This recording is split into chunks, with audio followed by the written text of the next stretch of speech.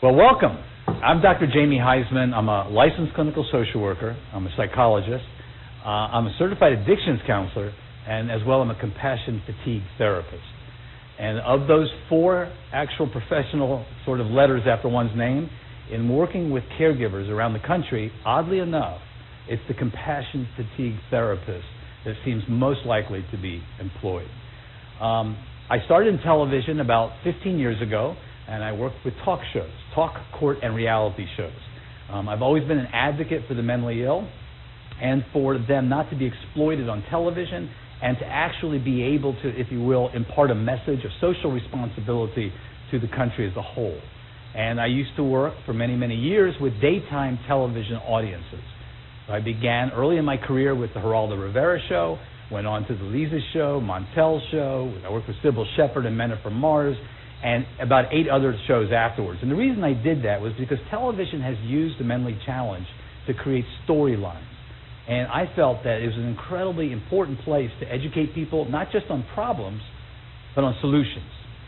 And in this whole journey I've taken on television and consulting to talk shows around the country, I met the most wonderful woman one can imagine. She was obviously a talk show host. And in meeting her, Lisa Gibbons, I met what I call the corrective emotional experience in terms of my TV life. You see, Lisa is first a mother, and then she is a real live person, and she has a real live heart and a commitment to take that heart and to make sense of a situation which makes no sense at all in her life, which is the Alzheimer's condition of her family. Her grandmother died from Alzheimer's. Her mother got Alzheimer's at the time her mom actually was buried, her grandmom was buried. And at that same time, her daughter looked at her and said, "Mom, when are you going to get Alzheimer's?" And at that point in time, she knew that something was going on big time in this household, that the family had become a family of caregivers. And that family of caregivers had suffered from a lot of things that everybody across the country is challenged with. Depression, fear, anxiety, phobias. I mean, everybody had kind of gone into their role, into their shell, if you will. And so Lisa asked me to come up and work with her family and to help her family through these difficult times of caregiving. Well, my goal in television was to deal with mental health. She is obviously an incredible daytime talk show host who had a commitment to Alzheimer's and making a promise good to her mother. So when I went up there and saw her family, it seemed to me her whole family was just like everybody in America. Her father was depressed. Sometimes he had actually started drinking wine, much too much at the time. Her daughter obviously has always been very much into Lisa's life and is always very codependently connected and supportive to her. Lisa's sister moved from Los Angeles to South Carolina to be with her father. And her brother kind of shut down and at that time really kind of detached. And this is like every family across this country when a chronic illness is diagnosed. All of a sudden, out of the clear blue, we find ourselves as being caregivers. Caregivers for loved ones, caregivers for spouses, caregivers for sisters and brothers, caregivers for others. And in actually taking care of others, we tend to lose ourselves. And in losing ourselves, we also tend to not take care of ourselves.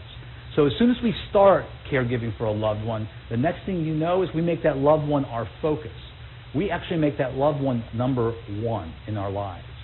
And really, that is putting the cart before the horse. Because in putting a loved one number one, we sacrifice our bodies, we sacrifice our minds, and we sacrifice our souls in so many ways.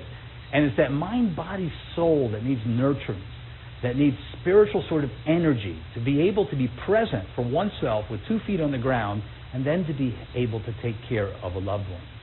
Because you see, caregiving is it's not a sprint. Let me tell you what, it's a marathon. And especially with memory disorders that last 10, 12 years, it's a long marathon. So, of course, Lisa and I came together and realized that Lisa's place was all of the services that people were not getting in her area in South Carolina. I mean, it's about education, empowerment, and energy. Lisa's place is a living room model. It's a place to actually come and meet loved ones, people you never knew were going to be part of your new family, your family of choice.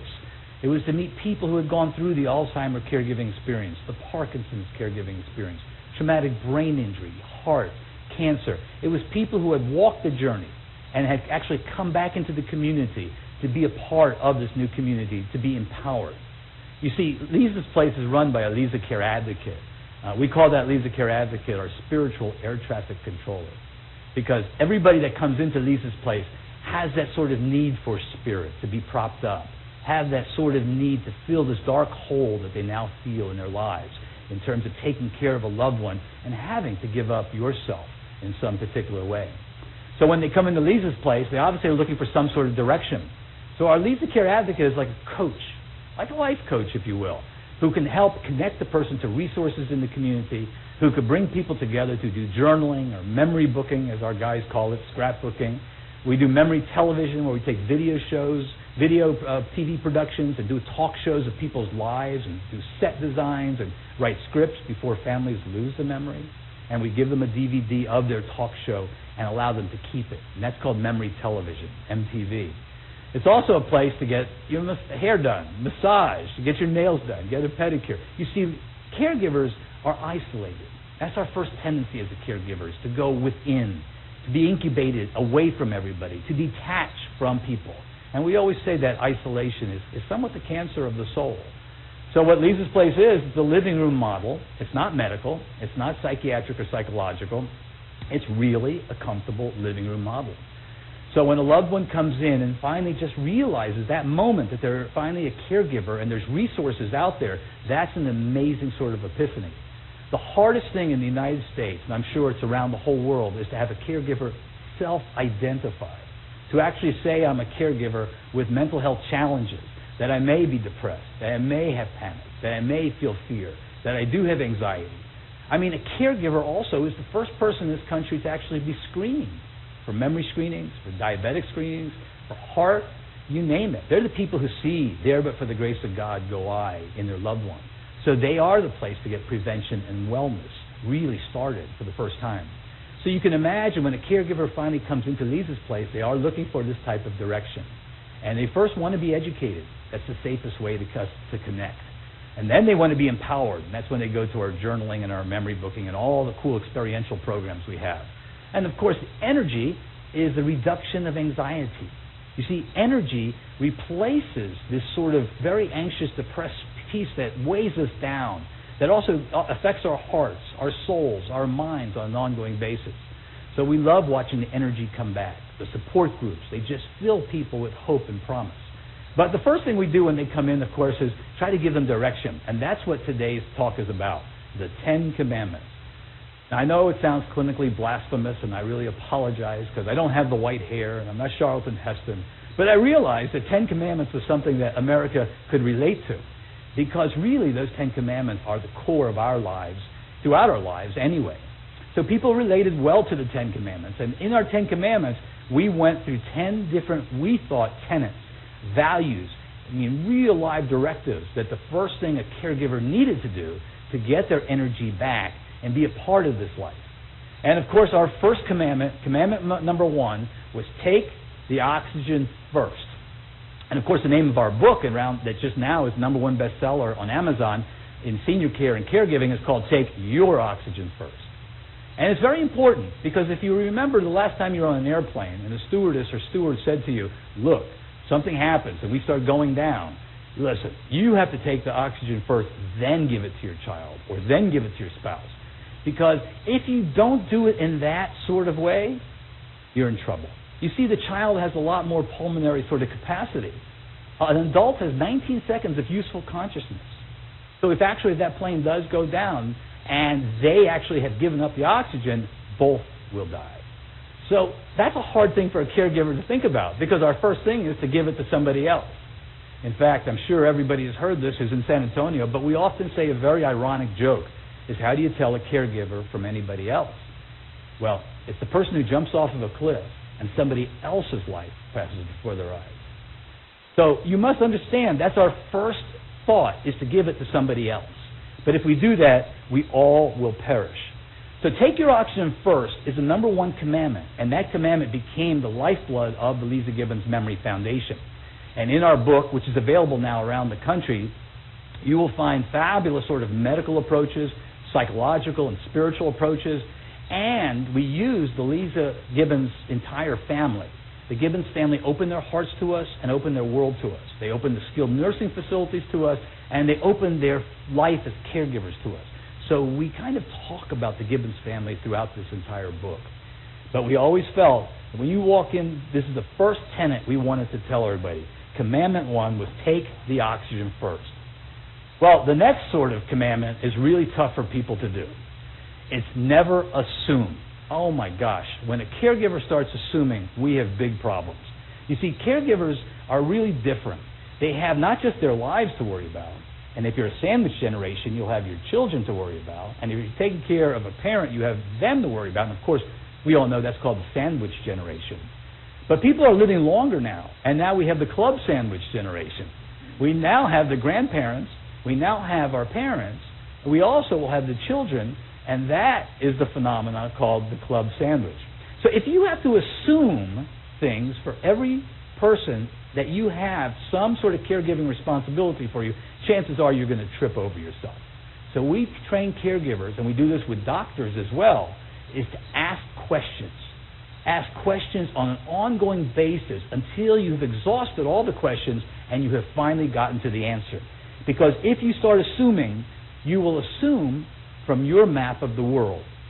And your map of the world is somewhat fearful, somewhat anxious, and it's somewhat sort of depressed. When you do that, everything takes on that tone. The intention that you put out in the universe, the manifestation you put out there is one of more darkness and worry. So when you start assuming, let me tell you, that is the beginning of something problematic happening. And finally, we often say there is a real logistical issue about not assuming. Don't assume that your neighbor is watching your loved one. Don't assume that somebody necessarily has come by and provided the proper medication for somebody. You have to make sure that these questions are asked and that routines are followed through and that consistency is happening. And once you assume, unfortunately, you bypass all of that. So teaching caregivers how to ask questions and never assuming is extremely important. But when I started working with the Gibbons family and the families of my clinical practice, I found out that they have a very difficult time talking to each other about this experience. This experience of caregiving really separates and detaches families in a really unique way. Well, why is that? I mean, as a psychologist, I can tell you that most people really didn't do the behavioral work, the clinical work with their loved one probably before the person became a care receiver or before things challenged that family. So, we grow up sometimes, and we know our parents probably tried the best they could, but we grow up sometimes in a role. Sometimes we're the hero, sometimes we're the mascot, sometimes we're the lost child. But we enter life with sometimes really enacting that role. So what happens, of course, is we assume the role. As soon as our loved one gets sick, the family starts retreating. You got the hero, you have the mascot, you have the lost child. And they start fighting, and they start arguing, and they say, no, you were the favorite. No, why are you taking care of mom? We even call our caregivers family first responders because we usually say that families run into burning homes when their rest of the family is running out, just like policemen and firemen do. And so family first responders came around because of what we had felt that they were going through with compassion fatigue. So what we say, the third commandment is to make sure you put together family conferences and make sure those family conferences are mediated by a third party. It's extremely important that if you set up a geriatric care manager, if it's a senior, or if it's just a family, that there's a third person, a peripheral person. We say stalking the family, like a lion in the jungle who can see the dynamics happen. And it's easier sometimes to hear information from that third party than to take it from somebody who has a particular role in your life. I just did a TV show on how to take the keys away from your father or mother, God forbid, if they have a memory disorder. And one of the interventions I teach is don't do it yourself. It's got to be the worst, most painful thing in the world. The keys are the last bastion of independence. A person that really sees that as being metaphorical in their life. Get the neurologist involved. Get the primary care physician involved. Their license is also at stake if somebody goes off and hits somebody. And plan ahead. So our third commandment is have ongoing family conferences. Make sure you delegate and outsource. This is a very difficult thing for caregivers to do. Of course, our fourth commandment might be really number 1 and number 10, because I cannot tell you how important it is not to isolate. Do not isolate. As soon as we find out we're caregivers, we're lost. We feel that our whole lives kind of fallen down. I work today with CEOs, administrators, hard hat workers, janitors. Caregiving is an equal opportunity challenge in our lives. There is 50 million caregivers in our country, and within probably 10 years, as Medicare starts dropping its reimbursement, there'll be 80 million as the baby boomers hit the rolls. That's a pandemic. That's a pandemic. That's almost 30% of our culture. I bet you people don't even realize that 80% of our medical health care in this country is provided by family caregivers. 80%. So what we're talking about in Washington now is literally only the 20%. The acute care hospitals, the outpatient programs, the physicians, 80%. And this group is actually burning out fast and furiously. If you don't believe me, look at corporate America, which is losing a ton by not addressing the situation head on. So the first thing a person does is start isolating. And we say isolation is sometimes the cancer of the caregiver's soul. As soon as isolation happens, support stops. Our most important thing I think we offer at Lisa's Place on an ongoing basis is our support groups. When somebody can finally walk in and say, my gosh, I'm not alone. I mean, this is very important. The person across from me might actually be 3 years ahead of me. They might be able to talk to me about something, somehow throw me a vine and connect with a really cool sort of referral or a real neat technique. So isolation might be the worst thing entirely for a caregiver. It is, to me, what happens at a point in time where people just give up. And what Lisa's Place was created for was to create a community. And a new community of a family of choice. So, if you're heading into the fifth commandment, I have to tell you this may be the hardest commandment for all caregivers to actually do, which is do not take things personal. I mean, my gosh, if you've ever seen caregivers, of course, in their interactions with their loved ones, we are looking now at sometimes a spouse taking care of a spouse or a mother or a father taking care of a child, because we're talking about caregiving as also mothers of autistic children, special needs children. This is an 18-year caregiving sort of process. So we're talking about relationships dealing with each other. Now, taking Alzheimer's or any other memory disorder, you must understand there is an ongoing chronic illness occurring with Alzheimer's. It's a degenerative brain disorder. So over time, between stage 1, stage 2, and stage 3, a person will decompensate. And you know, in stage 2, they're literally losing a lot of their memory. But stage 3, you'll see things like behavioral outbursts, psychiatric outbursts. You'll literally, if you've gone through the Alzheimer's experience, hear profanity from a woman or a man who might have never been profane their entire life. These are the psychiatric sort of byproducts, the episodic outbursts. Well, the first thing a caregiver does is always take this personal. They take all of this personal. And why shouldn't they? They were raised possibly by this person, or they've been married to this person for many years. And so when somebody says or comes at them in a sort of way that you misconstrue, the first thing you're going to do is jump into your old tapes, and you'll take it personal.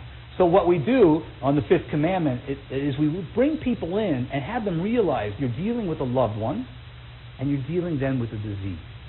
And these two are coming at you at the same time.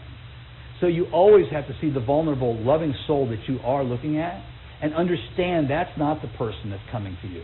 It is the disease. And our caregivers do get awareness. And it's important for that awareness, because then they don't take things personal. Now, plan ahead. That's the big deal for Commandment 6. Plan ahead and have contingency plans. Now, I say that's very important, not just for your care receiver, but this is very important for the mental health of the caregiver. Understand that there's going to be a lot of things that's going to be happening along the way as you're a caregiver of your loved one. There'll be a high need to get them to physician appointments. There may be a need to involve a home health care. There's a need to advocate with physicians or with nurses or with doctors or with social workers. These things happen on a very episodic, random basis sometimes. But most of the time, you can literally plan the tempo of the caregiving experience. Now, I ask people first, take care of themselves. Come to Lisa's Place. Get educated. Get empowered. Get energized. Make sure you spend an hour or 2 hours for yourself if you possibly can. And have a loved one watch your loved one if that's necessary. But make sure you dedicate that time to yourself. Then, after you've done that, you should have energy returning, because a lot of the anxiety will be disappearing. And then start sitting down, not just with your loved one, but with your brothers, your sisters, okay, your father, if your father is a caregiver, or your mother, and start putting together plans of action.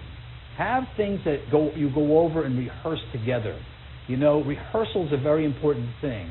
At the point that when really something happens, you then can go right to it in the repertoire of your behavior and say, aha, I remember that. So we teach people, actually, on Commandment 6, to make sure that you have a contingency plan. That will give you the insurance marker you need. Well, Commandment 7 is the reason why I co-founded the Lisa Gibbons Memory Foundation. I truly believe from the bottom of my heart that our culture and many other cultures around do not treat mental health in the way it needs to. It sees it with shame and stigma. It sees it as voodoo and santeria. It doesn't see it as the parity that the insurance industry now has finally passed laws to ensure. You see, medical care and mental health care are often one and the same. These are biochemical issues. But what families do, and these are families of all cultures, but certain cultures, maybe Latino or African American or Asian American, sees shame and stigma in mental health in very accentuated terms.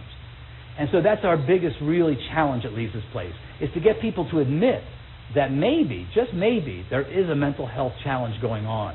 But I must tell you, hope springs eternal, because 60% today of all caregivers are not being diagnosed with depression, and they have depression. You see, most of them are seeing their primary care doctor, their internal medicine doctor, their osteopathic physician, but very few are seeing the psychiatrist.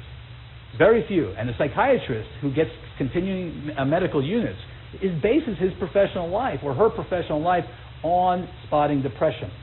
So what we have to do is get out there more and more in television, more and more in print, and more in the media, and take the shame and stigma out. And once you see people talking about it, you actually do it. I have no problem telling you, I was driven into this world because my family had major depression.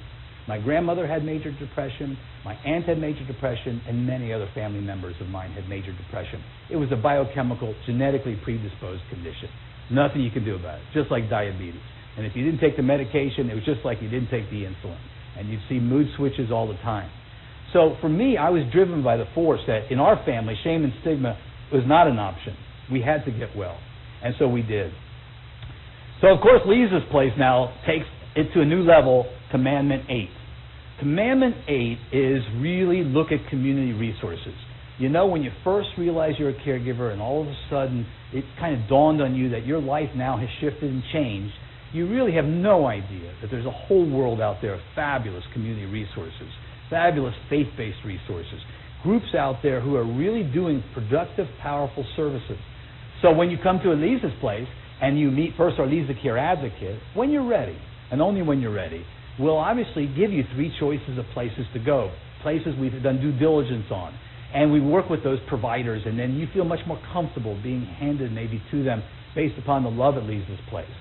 But I also want to tell you that it's vital to go to Lisa's Place because the greatest community resources you might find are not even from us at all. It might be from a care receiver, we call a befriender, or a caregiver. They have the most amazing anecdotal sort of information of where to go and what to do and how to do it. They have gone through this, time and these challenges and are truly the best referral sources of all. Well, the interesting thing is we are called the Lisa Gibbons Memory Foundation. And no matter that we're caregivers of all chronic illness, we must tell you that honor sacred memories.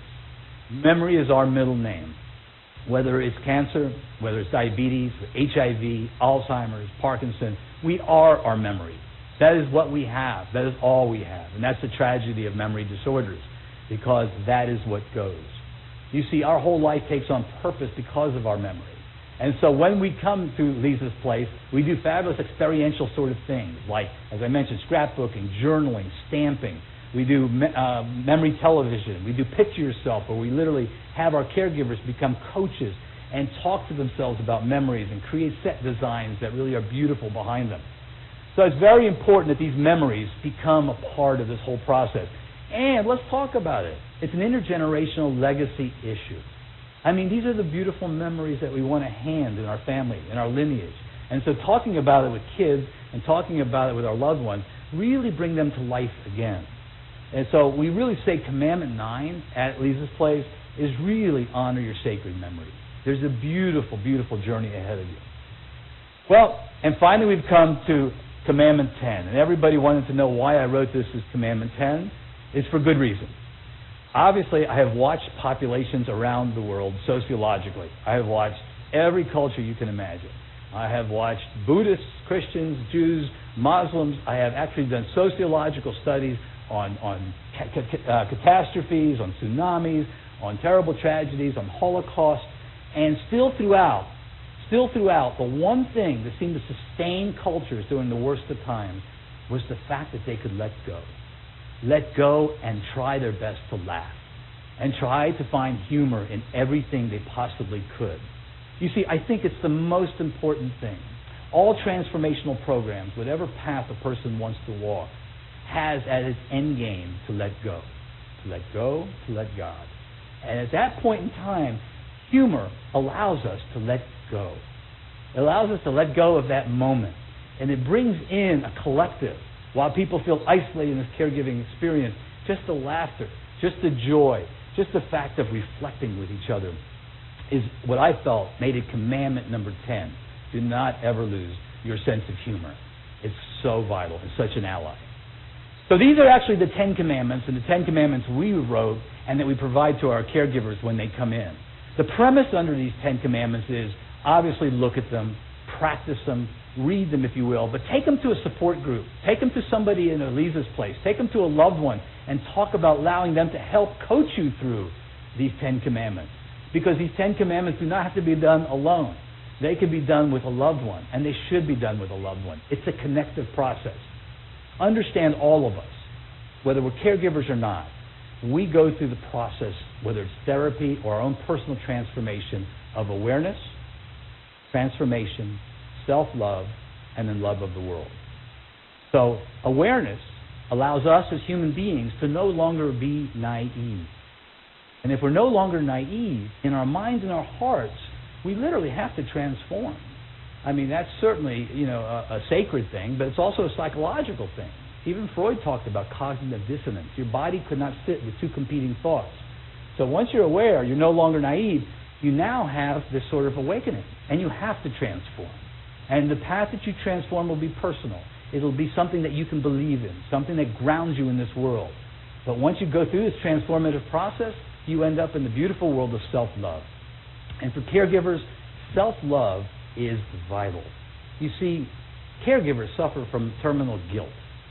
That seems to be the one thing that flows through. I'm not doing this enough. I'm not doing that enough. I have to be perfect in here. I can't just do my best here. And that guilt for us is really something we had to address. So we found out that this self-love built self-esteem. That the higher the self-esteem, the lower the guilt. And the higher the guilt, the lower the self-esteem. So we felt that awareness, transformation, and self-love would allow caregivers to find themselves. And then, of course, as you all know here in this wonderful setting that you've allowed me to speak at, your cup runneth over. And from that self-love comes this collective love. And that's what we try our best to do at Lisa's Place. And, of course, as we try our best to do, we recruit a whole community of caregivers to assist us in that process. And assisting us in that process, they have a place, they create a place where people, even when they lose their loved ones, can come back and be reintegrated back. They don't have to go away after a 40, 50-year marriage. They don't have to disproportionately pass away before their loved ones. They come back to this family of choice.